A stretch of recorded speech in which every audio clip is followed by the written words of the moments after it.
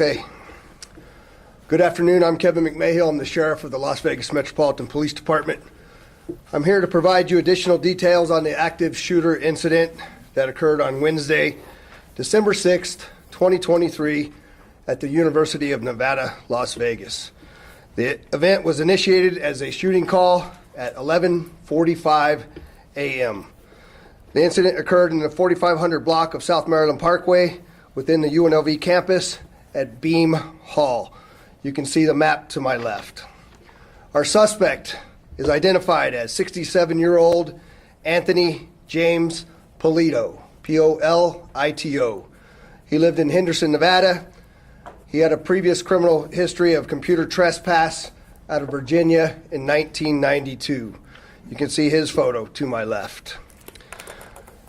Polito was armed with a Taurus 9mm handgun. He had brought 11 magazines to the scene with him. 9 loaded magazines were found on his person after the shooting, and you can see in the photo to the left, one of the magazine carriers that was fixed to his body. I'll talk about that here in a little bit. The gun was purchased legally in 2022, and at this point in the investigation, we do not know how many rounds he has fired. The names of the involved University of Nevada, Las Vegas officers will be released by their agency within the next 48 hours. I'm told that that will occur tomorrow.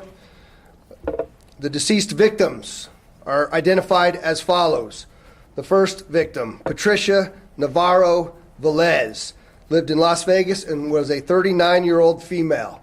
Navarro Velez was the assistant professor in accounting who worked in the Beam building on the 4th floor. Che Jung, or Jerry Chang, was a 64-year-old male. He lived in Henderson, and he was a professor of business who worked in the Beam building on the 3rd floor. The third victim in this case, we will not be identifying because the Clark County Coroner's Office has not yet been able to notify the next of kin. And so out of respect for the family, we will wait to identify the third victim until the family is notified. The fourth victim is a shooting victim who's a 38-year-old male. He is currently at Sunrise Hospital, and his condition has been downgraded to, again, a life-threatening position. He was a visiting professor. At this time, it is unknown how long it took for the suspect to find the first victim in the building. All of the deceased victims were located inside of the building and are all faculty members at the university. The following is the sequence of events as we know them right now. On the 6th at 11:45, a citizen called LVMPD Communication to report shots being fired on the UNLV campus in the 4500 block of South Maryland Parkway. During several subsequent 911 calls, the location of the active shooter was determined to be at the Frank and Estella Beam Hall, which is right next to the Student Union. There's a map here on the screen next to me. Immediately, we implemented a valley-wide multi-jurisdictional agency counterterrorism action capability, or otherwise referred to as MACTAC response, which headed immediately to the UNLV campus. That's all police jurisdictions, fire and EMS begin to head immediately towards the scene of the incident. Our investigation revealed that the suspect arrived on the campus at about 11:28 a.m. in a 2007 Lexus. We were able to track his vehicle to a parking lot south of the Beam Hall at around 11:30 a.m. Our suspect had exited his vehicle and went to the passenger side of the vehicle, where he appears to begin to put objects onto his waistband. We now know that he then walked north towards the Beam Hall and at one point pauses briefly, turns around, and returns back towards the south parking lot before entering the building on the southeast corner at approximately 11:33 a.m. We now know that at 11:45 approximately, the shots were first reported to dispatch. Shortly thereafter, officers from both UNLV and LVMPD arrived and heard shooting coming from inside the Beam Hall and went in immediately, and I stress without hesitation, to neutralize the threat. The suspect exited the building at around 11:55 and was confronted by UNLV plainclothes police officers, and a gunfight ensued. The suspect was struck multiple times and collapsed to the ground. Officers quickly formed an arrest team and took him into custody. He was deceased at the scene. We're now going to play a video of this shooting scene. Before we do this, I just want to set it up for you very quickly. You will see the suspect come down from over here. There's an officer that believes he's potentially a professor, and there's another officer off screen that you won't be able to see here. We'll talk about him in here just a couple of minutes. Go ahead, Carlos.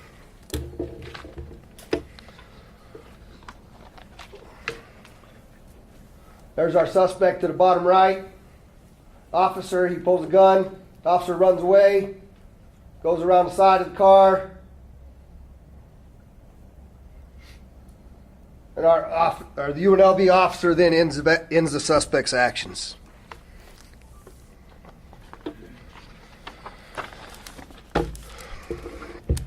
Officers then assembled action teams and began a systematic search for additional suspects and victims. Those teams went through multiple buildings and multiple floors. Many times we had to force entry into rooms where students and faculty were sheltering in place. Officers had to escort each one of those rooms of faculty and students to safety. During the search of Beam Hall, 2 victims were located on the 3rd floor. 1 victim was located on the 4th floor. And we believe the 4th victim who survived was on the 5th floor when shot. He got out of the building and was taken to Sunrise Hospital. And I just want to stress to you, we don't yet know the sequence of the shootings. We don't know where specifically, what floor it started at, or which victim was the first victim. We are still piecing together that information. There are no cameras on the interior of the building, so it's taking us more time to understand that. What I found out right before I walked in here is that the victim that was shot on the 5th floor that had walked outside, he was met by 2 Metro police officers, thrown into a police car, driven to an arriving community ambulance, which then immediately took that individual to Sunrise, which probably saved his life. The suspect's vehicle was recovered at UNLV, and after executing a search warrant, we located a dash cam in the vehicle, which allowed us to have a better understanding of the suspect's movements earlier in the morning. Our detectives learned prior to the shooting, the suspect had earlier visited a Henderson post office and sent 22 letters to various university personnel across the country with no return address. We are currently working with the postal inspector and our federal partners to begin processing these letters. We do not know the contents of these letters, and we're working to contact the recipients of those letters. As most of you know, last night LVMPD detectives executed a search warrant at the suspect's Henderson residence, and some items were recovered there. Importantly, there was a chair with an arrow pointing down to a document, which that document was similar to a last will and testament. There were several computers and hard drive components. There was ammunition consistent with the same cartridge cases located at the scene, and there was a Taurus handgun box matching the handgun that he used. I want to stress that we're still learning a lot about this suspect and still trying to understand motive. We know he applied numerous times for a job with several Nevada higher education institutions and was denied each time. The suspect had a list of people he was seeking on a university campus, as well as faculty from the Eastern Carolina University. We have contacted almost everyone on those lists to make sure that they are all right. We have done that for all of UNLV and all of Eastern Carolina, with the exception of one individual who is on an international flight. We are looking into the suspect's former employees, including Eastern Carolina University, and working closely with local police in those jurisdictions, as well as the FBI. We also know the suspect was struggling financially, as evidenced by when we served a search warrant on his apartment, there was a notice of eviction taped to the front door. We believe the suspect acted alone and we have zero indication of any other suspects at this time. Our investigators are still out at UNLV. I also have to say that when first responders, you guys can understand how chaotic this scene was. When our first responders arrived, people were running, people were hunkering down. Many people had already fled the scene, and their recollections are going to be critical to our investigators as we move forward to have a better understanding of what exactly occurred. So anyone that has information or video of what occurred inside Beam Hall at the time of the shooting or witnessed the officer-involved shooting is encouraged to reach out to the LVMPD Homicide Section at 702-828-3521 or Crime Stoppers at 702-385-5555. One additional nugget is right before we walked into this briefing, I learned that in the screening of those envelopes that we were able to intercept after going through 14,000 pieces of mail and identifying the 22 that were sent, the first letter that we opened had an unknown white powder substance in it. Our armor unit and detectives are out currently processing those envelopes, and what we're asking is that if anybody in the education world receives a letter with a no return address that is taped, we ask you to proceed with caution and contact your local authorities. Of particular attention from the ones that have been addressed are those at Carolina and UNLV. And so with that, I'm going to pause and turn it over to the UNLV Vice President of Public Safety Services and Director of UNLV Police Services, Chief Adam Garcia. Chief. Thank you, Sheriff. Good afternoon. My name is Adam Garcia, Chief of Police for University Police Services, Southern Command. Yesterday, we lost members of our rebel family, and I wanted to extend my deepest condolences to the families of the victims of yesterday's incident, their friends, and our colleagues at UNLV. Our community has suffered an unimaginable loss by this senseless criminal act, and my heart breaks for the victims' families, our students, our staff, our state, and our country.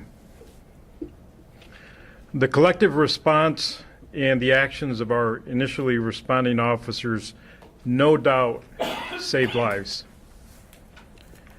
As the sheriff said, the initial calls began coming into both UNLV dispatch as well as Las Vegas Metro dispatch. The original call received by University Police was 11:44. The first officer on the scene of the incident was there within 78 seconds.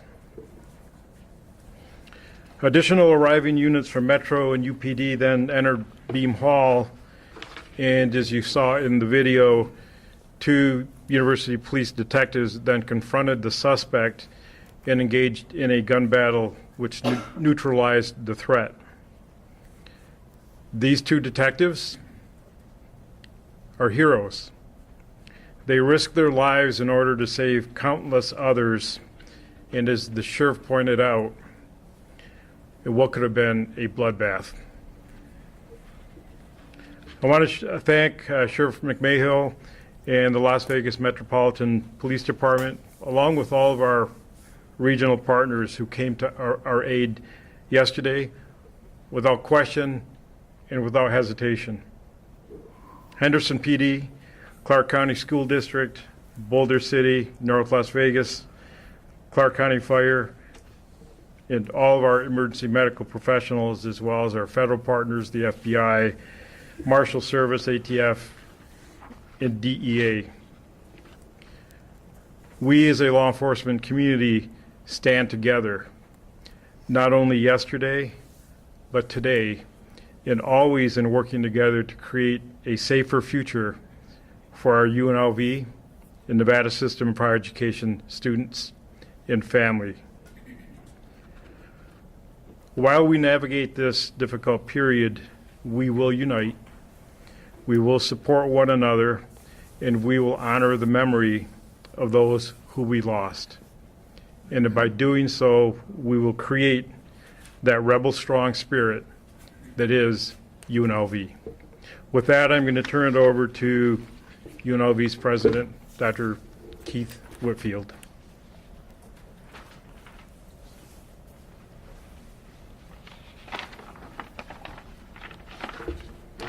Good morning.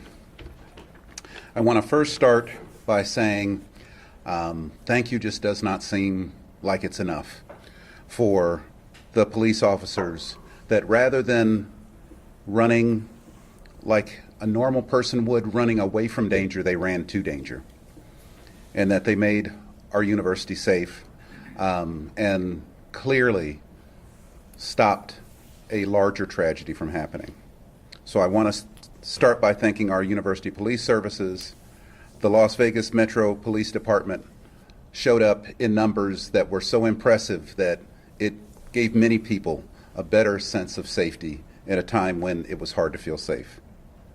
I also want to thank the Clark County Fire Department and the other first responders who selflessly and decisively moved in and made sure that our campus could try to return to trying to be safe again. Safety is first and foremost one of the priorities for our university. And so incidents like these actually rock us to the bone in thinking about how we can make sure that we have an educational opportunity for our students that is free from violence. This is a day that we're not going to forget. It's a day that's marked in our history from now on. But as we go forward, we have to think about the people who have experienced this, both firsthand and I think even secondary. And we want to make sure that people feel that it's okay not to be okay. That we have provided and made sure that we have services in terms of mental health services and counseling. The Resiliency Center was set up after October 1, and it's another resource that we're coordinating with to make sure that anyone who actually needs help can get help. I have been absolutely overwhelmed by this city. I'm still relatively new. Sometimes it doesn't feel like that, but in my 4th year, I've always felt connected to this place, but I think now I have a really good reason why. It's because of the incredible support that has been offered to myself and to our university in terms of people, agencies, everything, our hospitality industry, all reaching out to see if they could find out ways to be able to help us at this time. I want to thank all of you all. I want to be able to thank our federal delegates, our Nevada commissioners, senators, assembly people. They've all reached out to try to figure out if there's any way that they can extend a helping hand. I think the helping hand comes in the form of being able to make sure that we stay together as a community. These kinds of incidents are things that can disrupt, erase, and erode the feeling of community. At UNLV, we are a community, but we're a community of Las Vegas and of Southern Nevada and of the state. And so your support is greatly appreciated and very much so needed. Lastly, I will say that moving on in the future, we are working on future plans for the university, thinking about how we will be conducting both final exams, which start next week, and how we can best do those to be able to accommodate people and where they may be and how they may feel. We're also thinking about commencement and other activities that the university is going to be doing. We'll be sharing that information in the coming days and trying to keep people as well informed as possible. With that, thank you very much, and Las Vegas, thank you. UNLV really thanks you. Thank you. And let me introduce, if I could, next up is Commissioner Jim Gibson. Thank you, President. Thank you. And Mr. President, you need to know that this community becomes stronger every time we're challenged. It's terrible that sometimes it takes challenges, even these kinds of challenges, but we are there for you, we're there for your students, we're there for your faculty, and for their families that many of us have been hearing from, as they all were hoping for as much information as they could get. We want to thank your police department, Chief, and your police department, Sheriff, because it is, after all, a fact that the bravery and the response, the timely response, was critical to keeping the loss of life and injury at a minimum. And our hearts go out to the victims of the tragedy and their families. The names of two of the victims have been released. I think one of the things, at least so far, from what you have heard and I have heard, students were not the targets here. And I think it's especially important to this community and to the UNLV family to make note of that fact, that our kids were not at risk, as terrible as the events are. We want to also make you aware that the Resiliency Center that was stood up after 1 October has been learning the lessons of trauma type counseling. It is referred to as trauma-informed counseling from the very day that the Resiliency Center was established.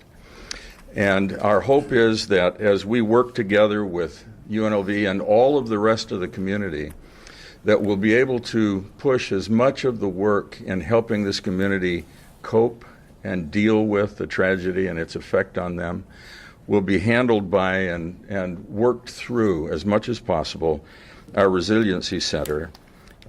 Tanil Pereira and her team are remarkably talented, experienced people who have tracked the people that have been counseled by them in a way that informs us on the effects of these tragedies and helps us keep track of the people who might not otherwise appear on anybody's list or be on anyone's mind. Their number is 702-455-2433. The 2433 is also AIDE, so 455-AID, if that's easier to remember. An incident like this touches so many lives, so many hearts. There are people who want to make financial donations, and we have heard from them. In the coming weeks, we will have worked out a way to do that. We have had some discussion with UNLV and with the Resiliency Center and with Barbara Buckley, who is responsible for legal aid and has been kind of at the center of some of that kind of work. And our hope is that there will be information about that kind of action on our behalf coming out of the Resiliency Center soon. And as soon as it is available, we'll get it to you. Thank you very much. Now I would like to introduce Clark County Fire Chief John Steinbeck. Thank you. I'll be brief, but I do want to again give my heartfelt condolences to those affected, and my thanks to UNLV and to our wonderful officers at Metro. I am the Fire Chief, John Steinbeck. I'm also oversee the Office of Emergency Management for Clark County. And so in that purview, that's the Resiliency Center and some of the victim services fall under us. And so exactly what the Commissioner just spoke to, I'll just expand just a little bit on. He gave the phone number. I'll give it again, 702-455-AIDE. But we also have a stood-up website, FAC of SouthernNevada.org. And let me tell you just some of the brief history, of course, is we built that after 1 October especially for the victims of 1 October at that time. It has then, since then, transitioned to the victims of all need and all crime. And so that way we had it ready for an incident like today. And some of those things that are available are behavioral health referrals, on-site therapists right there at the Resiliency Center. Out-of-state providers, as they're not all local students, of course, sir. So some might be going back home. And the Resiliency Center can assist with that. Legal advice, and it might sound odd, but still could assist with reunification efforts, and that's not uncommon, even this far after an incident, that there could be some needs for reunification. And so the people at the Resiliency Center stand ready to do that. The other point that I want to make is we still see people from the incident from 6 years ago today, and sometimes it's the first time. So the Resiliency Center and all of these resources that we have built are not there for us to say, you need these now. They are there to be ready for when the victims and the survivors and those affected tell us that they need them. And so that's the commitment that we have, is that we're ready to go when that need arises. And whether it's today, it's next week, or it's 3 years from now. And so keep that in mind. And it'll be stood up and it'll be ready. And it's an ongoing resource. It's in charge of navigation, referrals, direct services, as I mentioned, and then a coordinating effort agency for a lot of the other resources that will be available. So that's it. I'll turn it back over to the sheriff. Thank you.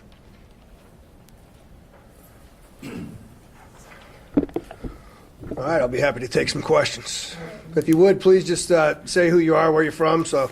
Yeah, I'm with Giselle Lamar. I'm with NBC. Could you specify which lessons were learned during October 1st that you applied to this situation? So the question is, what lessons did we learn during 1 October that we applied to this situation? I think the fire chief and I could both talk at length about this, and maybe I'll let you start with that, John. You want to start with the response to that? I'll follow up after you. Yes. So again, we could certainly speak to that for hours, but specifically on the response side of it, of course, is the command element, right? So immediately we want to have a unified command as quickly as possible, and also on the operations side. We want to get our rescue task forces engaged as quickly as possible. National average is something like 45 minutes most of the time. They were up and ready and rolling and within 10 minutes. When I say a rescue task force, that is a combined task force between law enforcement and medical providers. In this case, in this jurisdiction, fire department that is trained together and that is ready to go ahead and give those relief efforts and provide medical aid. And so those are immediate on the operations side from the fire department side of it.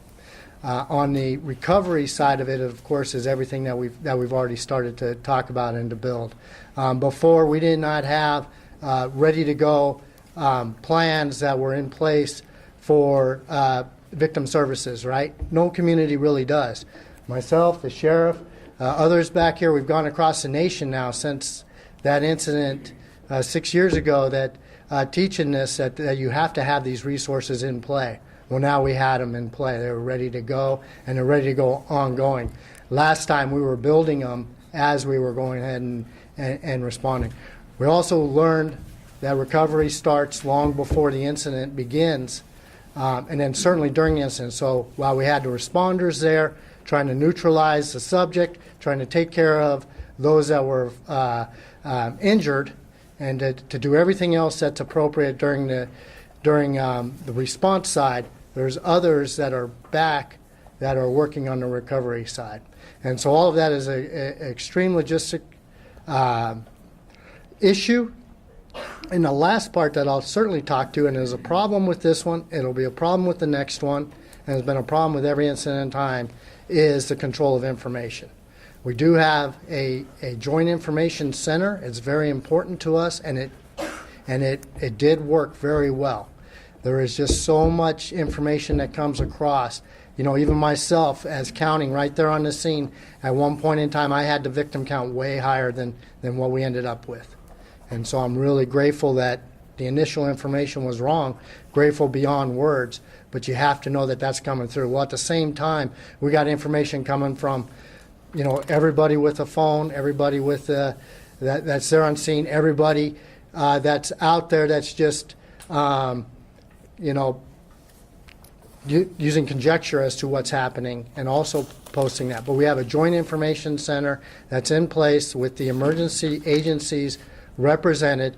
That's through the county as the lead agency. So not only can we control and understand the information, but that information is necessary back to us as well as we're making direct operational decisions and recovery decisions. And so that is just a brief answer to your question now. And I'll turn it back over to the sheriff. I just like to finish up by saying that we could really answer that question probably for hours. What I think was most amazing to me was that as the undersheriff and myself and the fire chief and Adam were there on scene and watching the operations of our individuals, there was seamless integration regardless of what kind of uniform you were wearing, what service that you belonged to. There was zero hesitation, and they just executed unbelievably well. And that didn't happen on October 1 nearly as well as it did. And I attribute a lot of that to the Reality-Based Training Center and our mandate to train together as we move forward in the future. And it's only going to get better from here. So, Dana. You said that the officers arrived and went in without hesitation. Are the officers we saw in the video, are those the officers who went in? Did they search for 10 minutes and then come back out? So Dana's asking if the officers that you saw in the video are the officers that went in. Yeah, they did go in the office. We still are not exactly sure the suspect's movements and the officer's movements, and we'll still work on that investigation to determine exactly that. But yes, we do know those detectives went in along with some Metro Police officers immediately. And were any of the victims on the target list that you found? No, I said that, I believe, in the briefing, but none of the victims that were on the target list were actually, none of the individuals listed on the target list became a victim. Sorry. Vanessa Murphy, KLAS. Sheriff, were there any warning signs, any conversations with Polito's friends, family, neighbors, anything like that? So Vanessa's asking if there's any warning signs, any conversations with the suspect's friends or family or anything that we became aware of. Of course, we're scrubbing social media devices, the computers that we seized, all of those things. But prior to the incident, the answer to your question is no. Sheriff Ken Ritter, AP. First, I'd like to ask Chief Garcia a question. Will you identify the hero detectives as you describe them for us at this time? And Sheriff, I do have another question. Not at this time. That information will be forthcoming at tomorrow's press conference. Thank you. And Ken, the answer to that question is we're not allowed to until 48 hours after an officer-involved shooting. It's the same protocol. Maybe I should have known. You dropped the report about threats to University of UNLV and Eastern Carolina University targets is new to us. Would you go over that again for us, please? How many names were on those lists? And has everybody been contacted? Thank you. So Ken's asking if I can give you the name or the number of names that were on the list. There were names from both UNLV faculty as well as Eastern Carolina faculty. I don't remember the number right off the top of my head. I can provide that to you subsequent. However, all of the UNLV faculty members have been notified, and all but one of the Carolina faculty members have been notified, and that individual has not been contacted because they're on an overseas flight. And I meant to ask also, have the 22, you described 22 letters went out, have all of those people been identified and contacted? Yes. Ken asked if we've notified and contacted all of the individuals that, of the 22 letters that we've become aware of. I believe they've all been contacted. Sir? Gabriel Garcia with KTMV. Is there an increase in security measures on UNLV campus moving forward? Are you guys planning to have more surveillance there as well? So I'll let the chief from there answer, but I would like to, the question was, is there an increase on the University of Nevada, Las Vegas campus?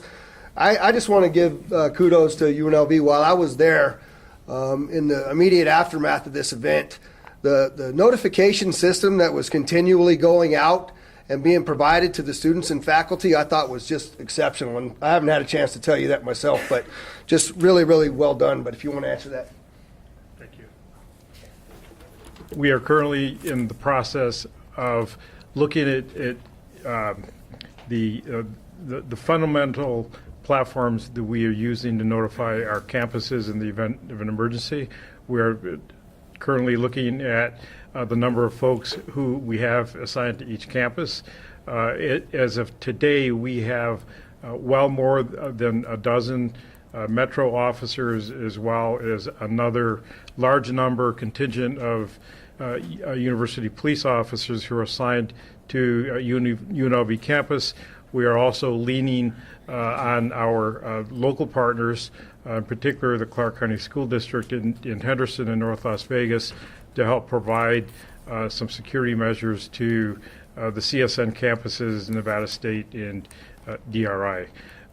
Once we have gotten past this event, the intent is that we will bring a group on board who will assist us in looking at this event. What did we do right? What needs improvement? And then will be able to answer the question as to what can we do to improve safety on campus. Thank you. Of course. Hi, Janelle Calderon with the Nevada Independent. This is a question for President Whitfield. What do you think of students petitioning for UNLV to become a closed campus? So the question's for President Whitfield, and the question is, what do you think about students petitioning for UNLV to be a closed campus? Yes, thank you. UNLV is an urban research campus. And as you look across the country, there are some where they have quote-unquote closed the campus, and others they have not. We're going to be taking a look at that and seeing, because what I hear from fellow presidents is that they don't feel that closing the campus actually ends up becoming a deterrent. When there's an evildoer that wants to get in, and if you have any kind of access to the campus, which we're Las Vegas's university, we have to make sure that we have access for you all to come and go, and to be able to take the enrichment things that come from our fine arts, from the STEM programs for summer, all of those sorts of things. And so, as the chief mentioned, we're going to be taking a look at this incident and seeing if there's other things that we can do. I'll just say that my inclination is not to close the campus, but to see if there's other things that we can do to be able to make sure that we have other safety features in mind. One of the things that I've seen at other urban campuses, and that we do have some now, but I'm sure the chief would not turn down my offer to see if we can put more cameras on campus. And again, we're going to be looking at other kinds of protocols and things. I hate to say a horrible incident like October 1 helped, but it did actually help us think a little bit more about safety. It was amazing to see how our faculty and students actually understood how to basically hide and to be safe. They did that across campus. I think between Metro and our police officers and the fire department went across a 332-acre campus, and it ended up going through all of them, and they found people in places like that. They found me, actually, in places like that. And so there's other things that we can do. That step of trying to close the campus, I think we just have to be cautious to make sure that it doesn't ultimately hurt what our ultimate purpose is, which is to provide a great education and great opportunities for the citizens. Thank you. Sheriff, Nope, right here. Sheriff Joe B. Hill with Fox 5. Do you know if the gunman had any other plans of violence had he made it out of UNLV? So Joe asked if I know whether the gunman had other plans of violence if he made it out of UNLV. I guess I'd start by saying I'm glad he didn't get out of UNLV. But I would answer that by saying 150 plus additional rounds of ammunition, nine additional magazines strapped. I believe that he was probably heading towards that student union, right? That student union was full of kids that were out there having a barbecue and playing Legos. And so I believe we averted a much larger tragedy by the actions of that heroic police officer. I'm going to end by saying this. There's still a lot more information. Clearly, I provided a lot of information that you did not have today. I know that you have an appetite for this information. We also have a responsibility to not release the information until it's been vetted, just like I did not release the name of the third victim. I will give you the information as quickly as I can responsibly. I promise that to you. There are a number of other aspects of this investigation that we must continue to move forward. But also, I want to remind you that tomorrow we're going to mourn one of the troopers who lost his life out of the 2 last week. We also have a presidential visit. And so I'll be balancing that opportunity for our first responders to properly honor those that lost their lives, as well as providing you that information. So it may come in a different form than a press conference, but you have my word, we will get that information. And so I appreciate you as the members of the media. Thanks for coming. Sheriff, given that, would you tell us if Polito had a relationship with the people who were shot? President Whitfield, can I ask you a question real quick?